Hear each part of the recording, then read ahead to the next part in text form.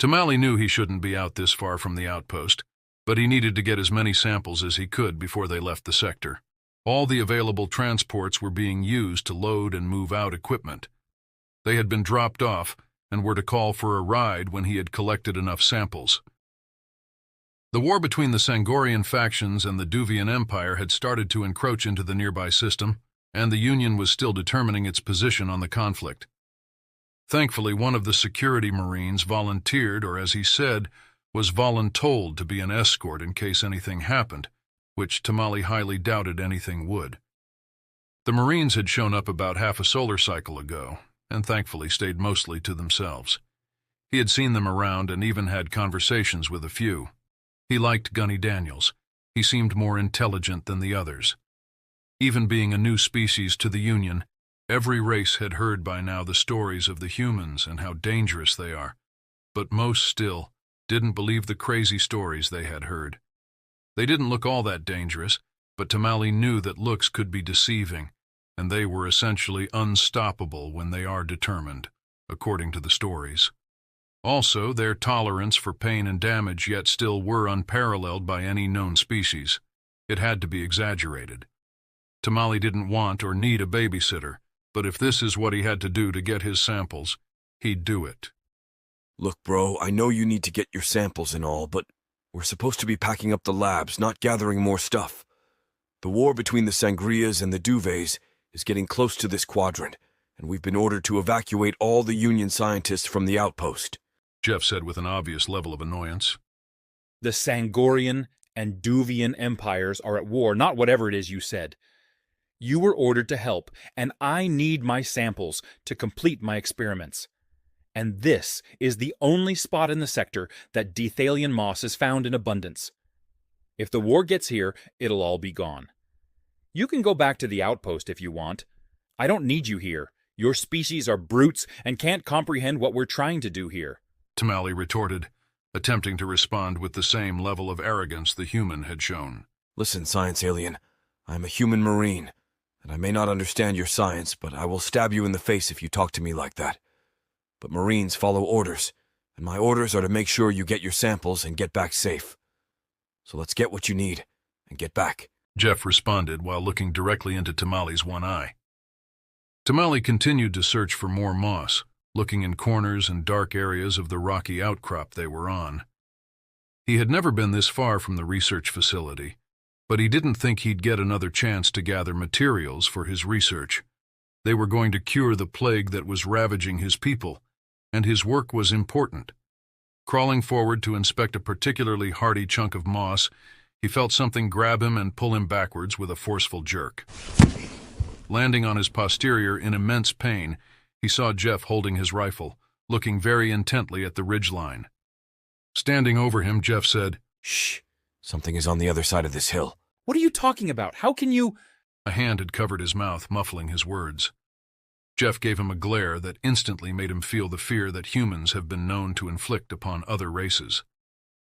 Tamale remained silent. I can hear them walking around and talking.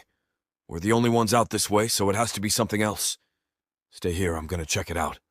Staying low and crawling quickly up the steep incline, Jeff made his way to the top and crept to look over. Staying there for several minutes, he later worked his way back down to Tamale. His annoyed demeanor had changed. Seriousness had taken over his voice. It's a Sangorian scouting party. Looks like around 20 or so. They are armed and heading this way. If we stay low and quiet, we can move out and get back. I'll send a transmission letting the guys know what's out here and to come and get us on our way back.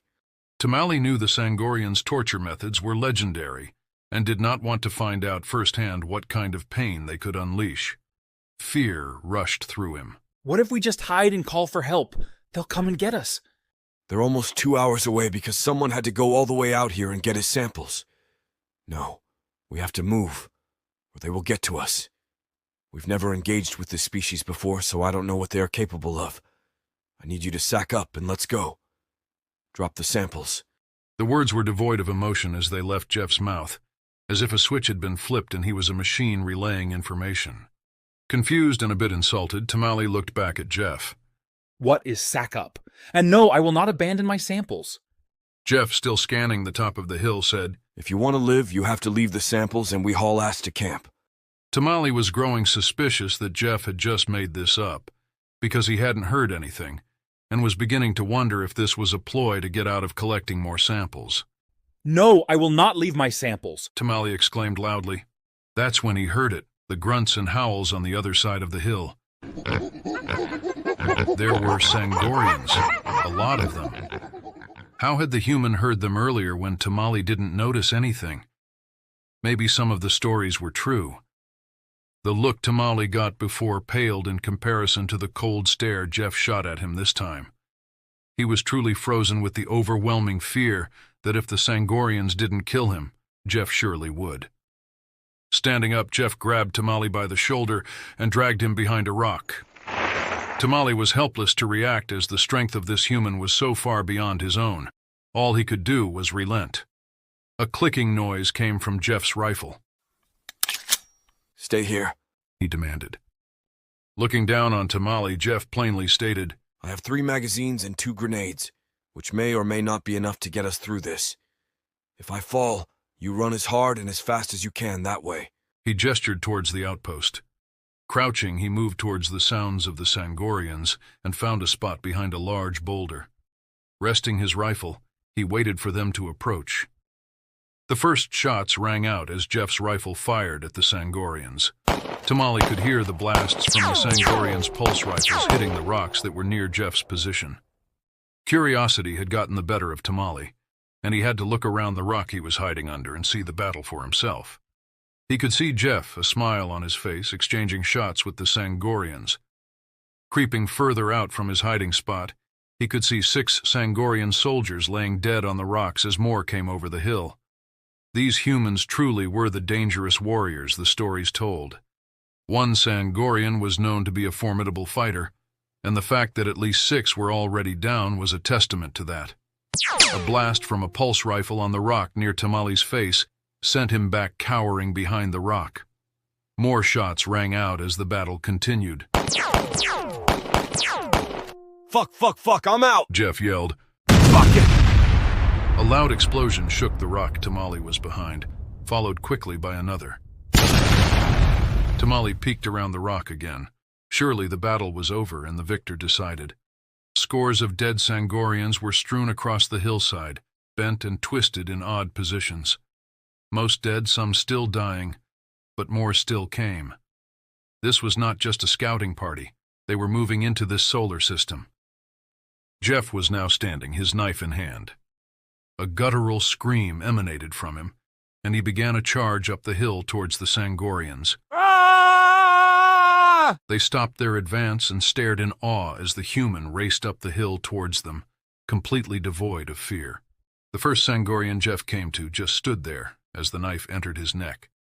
A gurgle and bubbles of purple blood gushed out, and the soldier dropped instantly. The snouted faces of the Sangorians all turned to panic as they turned and ran up the hill. Jeff continued his advance, coming to one and then the next, slicing his way through them as they fell in his wake. Coming to the top of the hill, covered in a purple mess, he stretched out his arms, looked to the sky, and yelled. Tamale believed it to be louder than the explosions heard before. All of a sudden, Jeff turned quickly, and Tamale could see the look of panic on his face. Before he could take a step, there was a large explosion at the top of the hill behind Jeff, sending him hurtling down the hill. Landing a little way from Tamale, he could see Jeff lying awkwardly. That was it. Jeff was dead. Tamale was sure until he heard a groan coming from the crumpled Jeff. Scrambling over to him, he could see Jeff was still alive and breathing, knife still in his hand. Tamale attempted to roll him onto his back. Motherfucker! That hurt! Jeff said, shaking his head and attempting to get his bearing, leaning forward to stand. Ow! God damn it, I landed funny and my back went out! Tamale was confused. His back was still there, so how had he survived the explosion and the fall? This human should have been dead at least twice over from that. What do you mean your back is out? It's still here with you. Grinning slightly, Jeff looked at Tamale. Means the muscles in my back have locked up and I can't really move. I can feel and move my toes so it's not broken. I can still fight, but I can't get away. You need to run now. I'll hold them off as long as I can. Tamale, still shocked by the events of the afternoon, sat there wondering how the Marine thought he could still fight and how he was not dead. If the human thought he needed to go, he should probably go.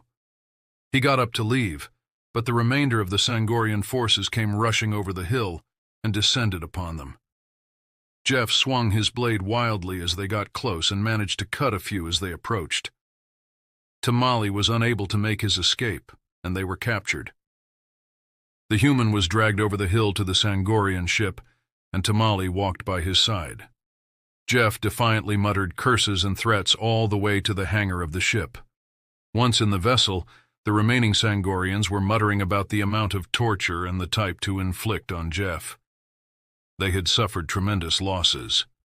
Tamale was sure he heard a number near 40 at the hand of a single human. They needed vengeance and information.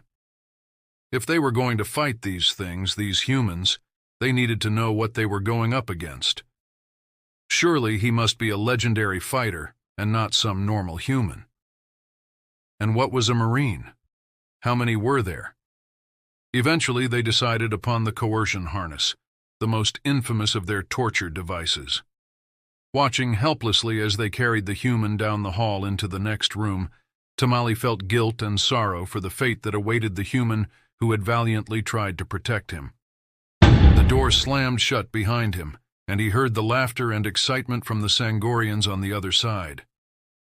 They rarely got to use the coercion harness because most species couldn't last longer than a few minutes without dying or losing their mind from the pain. Clattering and banging emanated from the other room, then Tamale heard it. The moans and groans from Jeff. He was in the harness, and it had begun.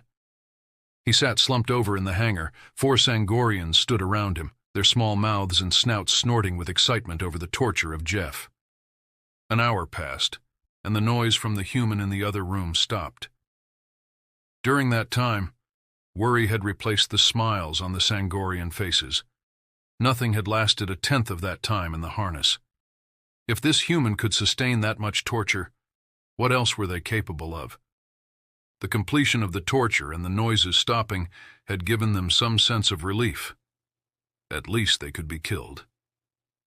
There was a loud bang on the door of the hangar, and the Sangorians all perked up to look towards the noise.